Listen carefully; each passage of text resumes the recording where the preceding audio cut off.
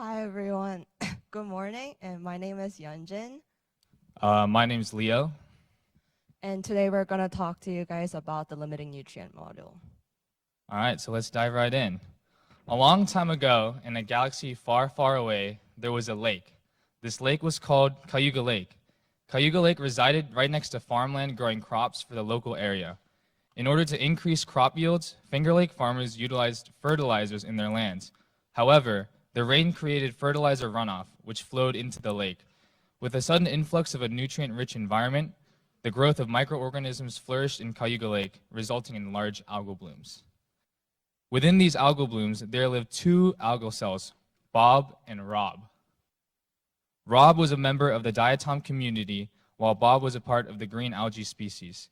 They may look happy, but the reality is Bob and Rob absolutely hated each other because they liked eating the same tasty fertilizer, creating interspecific competition. So although you might have thought that their growth depends on the amount of nutrients, this is actually not true. This Liebig's barrel shows how if one of the essential nutrients is deficient, plants will not grow properly even when there are enough of other essential nutrients. This law introduces the idea of limiting nutrient, which shows that only by increasing the amount of most scarce nutrient specific to the plant will improve the growth of the plant. So let's now go back to our story. The Ithacan farmers used two different kinds of fertilizers that were made up of nitrogen and phosphorus that eventually went into the lake to help the two species of algae grow. Therefore, the two potential limiting nutrients for Bob and Rob were nitrogen and phosphorus. Let's quickly use this scenario to review our limiting nutrient concepts in Liebig's SymBio experiments. So as seen on the slideshow above, there are three graphs. All three graphs initially start with 50 green algae cells and are allowed to grow for the first 100 hours with 2,000 micrograms per hour of nitrogen and 50 micrograms per hour of phosphorus. For the top right graph, which is our control, it is again run with the same 2,000 micrograms and 50 microgram conditions for each respective nutrient for another 100 hours. However, the bottom two graphs are the experimental runs, so pay close attention to them. For the bottom left graph, at the 100-hour mark, the inputted concentration of phosphorus is changed from the original 50 to a new concentration of 150 micrograms per hour.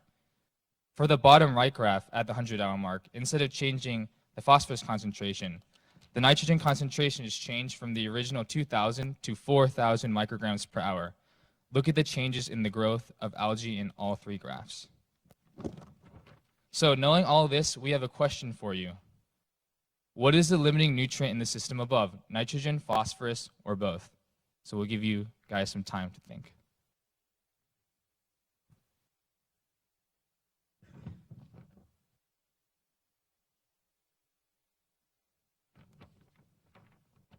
So is anyone brave enough to raise their hand and venture a guess?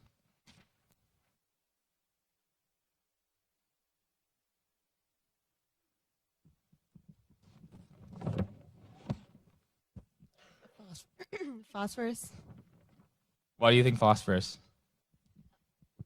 because when you increase the phosphorus, the amount of algae increased. Yes, that is correct. Everyone, please give her a round of applause.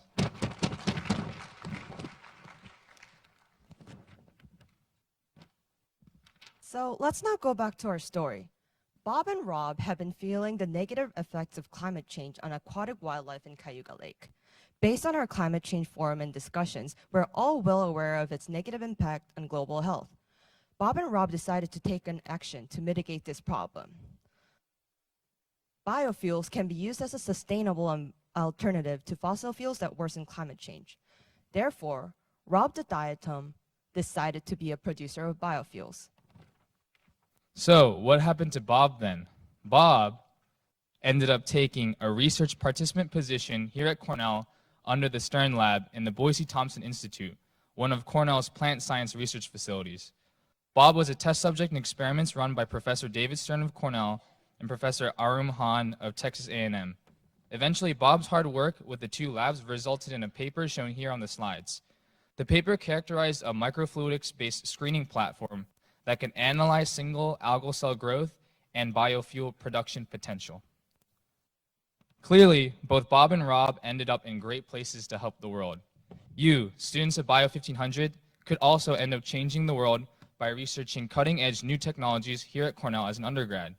If you are interested in biofuel research, check out lab web pages at Cornell in departments such as Biological and Environmental Engineering, as well as Plant Science, or even the Biofuels Engineering Project team. You have the capabilities of making the world a better place, so don't be afraid to take action. Thank you for listening to our presentation. Thank you. Oh, thank you very much.